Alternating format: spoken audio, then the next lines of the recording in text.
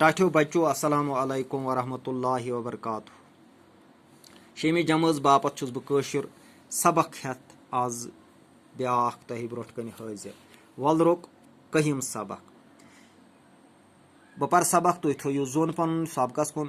यमो अहम पैदावारो अलाव वलरस मज नदर वपदान।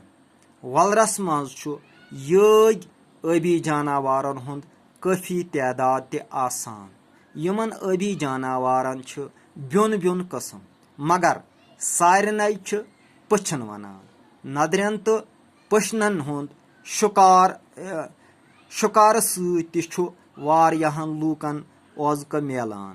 पछन वालवाश सती रटन यवान तो बंदूकों सती शिकार करने यवान।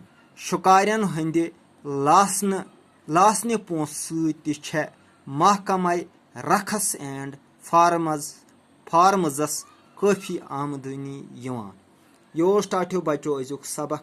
बह कर सबकस मुतलिक कह सवाल तो सत वन बह तुह जवाब यम सत तुह पूर पट सबक जहन नशीन सपदि। नदर कत वपदान? नदर वलरस मज वपदान। वलरस मज कमन जानवरन हुंद सठा तादाद। वलरस मज येग जानवरन हुंद। येग गई तम जानवर यमन न अकसई जाय ओल आस कह ते यम मुख्तलिफ जायन पनुन बिठाक करान आसान। मिसाल वंदस आसन अकिस जाय बेहवान वहरोच मज आसन बीस जाय बेहवान। वलरस मज रोजन वालन जानवरन क्या वनान? वलरस मज रोजन वालन जानवरन पछन वनान। वलरस कुस महकम रच रावट करान?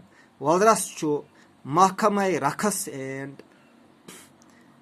फार्मज रच रावट करान। यह अजुक सबक।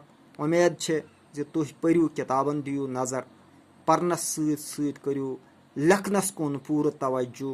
पन वक़्त करू नो जाय कह तो अत गर बिहकिस यथ परेशान कुन हालातन मज तुलियो गर बेहनस फायद असल पठन तो पन जिंदगी बनयु बेहतर। वसलाम।